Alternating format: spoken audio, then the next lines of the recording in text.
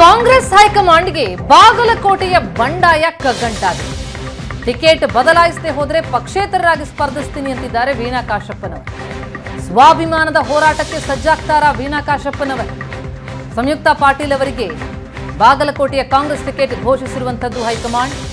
Ticket ಘೋಷಣೆಯಾಗಿದ್ರೂ ಕೂಡ ಪಟ್ಟು ಬಿಡ್ತಾ ಇಲ್ಲ ವೀಣಾ ಕಾಶಪ್ಪನವರು. ನಾನು ಸ್ಪರ್ಧೆಯಿಂದ ಹಿಂದಕ್ಕೆ ಸರಿಯಲ್ಲ, ಬಂಡಾಯ ಸ್ಪರ್ಧೆಯಾಗಿ ನಿಲ್ತೀನಿ ಅಂತಿದ್ದಾರೆ. ಸಮಯ ಬಂದ್ರೆ ಒಂಟಿಯಾಗಿ ಎಲೆಕ್ಷನ್ ಎದುರಿಸೋದಕ್ಕೂ ಸಿದ್ಧ ಅಂತಿದ್ದಾರೆ ವೀಣಾ. ಮಾರ್ಚ್ 28ಕ್ಕೆ ಸಿಎಂ ಸಿದ್ದರಾಮಯ್ಯ ಡಿಸಿಎಂ ಡಿಕೆಶಿ ಜೊತೆ ಸಭೆ ಇದೆ. ಆ ಸಭೆಯಲ್ಲಿ ತಮ್ಮ ನಿರ್ಧಾರವನ್ನ ವೀಣಾ ತಿಳಿಸಲಿದ್ದು, ಈ ಬಗ್ಗೆ ಡೀಟೇಲ್ಸ್ ಪಡೆಯೋಣ. ನಮ್ಮ ರಿಪೋರ್ಟರ್ ಮಲ್ಲಿಕಾರ್ಜುನ್ ಈಗ ಸಂಪರ್ಕದಲ್ಲಿದ್ದಾರೆ. ಮಲ್ಲಿಕಾರ್ಜುನ್, ವೀಣಾ ಕಾಶಪ್ಪನವರ ಬಂಡಾಯ ಬಾರಿ ಜೋರಾದಂತೆ ಕಂಡು ಬರ್ತಾ ಇದೆ. ಯಾವ ರೀತಿಯಲ್ಲಿ ಅವರು ತಮ್ಮ ಅಸಮಾಧಾನವನ್ನ ತೋರ್ಪಡಿಸ್ತಾ ಇದ್ದಾರೆ? ಅವರು ಸ್ಪರ್ಧಿಸೋದು ಪಕ್ಕನಾ ಅಂತ?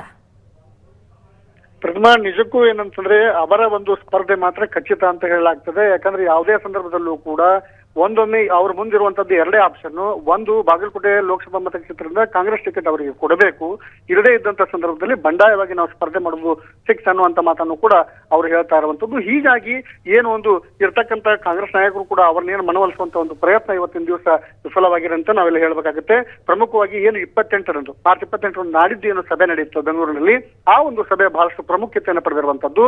ಒಂದೊಮ್ಮೆ ಟಿಕೆಟ್ ಅನ್ನ ಹಿಂದಕ್ಕೆ ಪಡೆದ ಸಂದರ್ಭದಲ್ಲಿ ಎಲ್ಲೋ ಒಂದ್ ಕಡೆ ಹೈಕಮಾಂಡ್ಗೆ ಹಿನ್ನಡೆ ಏನೋ ಅನ್ನುವಂತ ಭಾಷೆ ಆಗ್ತಾ ಇದೆ. ಮತ್ತೆ ಇವುಗಳ ಮಧ್ಯೆ ಇವರಿಗೆ ಟಿಕೆಟ್ ಕೊಡದೆ ಹೋದ ಸಂದರ್ಭದಲ್ಲಿ, ಟಿಕೆಟ್ ಅನ್ನು ಬದಲಾವಣೆ ಮಾಡದೇ ಇದ್ದ ಸಂದರ್ಭದಲ್ಲಿ ನಾನು ಬಂಡಾಯವಾದರೂ ಸ್ಪರ್ಧೆ ಮಾಡೇ ಮಾಡ್ತೇನೆ ಅನ್ನುವಂತ ಮಾತನ್ನು ಕೂಡ ಅವ್ರು ಹೇಳಿರುವಂತದ್ದು.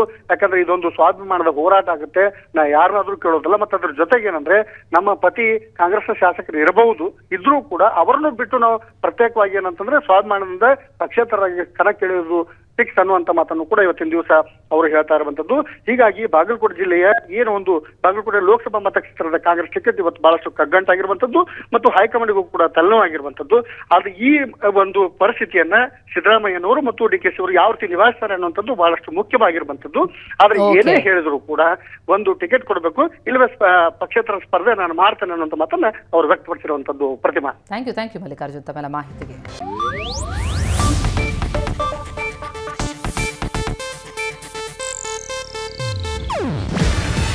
ಇದು ಏಷ್ಯಾನೆಟ್ ನ್ಯೂಸ್ ನೆಟ್ವರ್ಕ್ ಪ್ರಸ್ತುತಿ.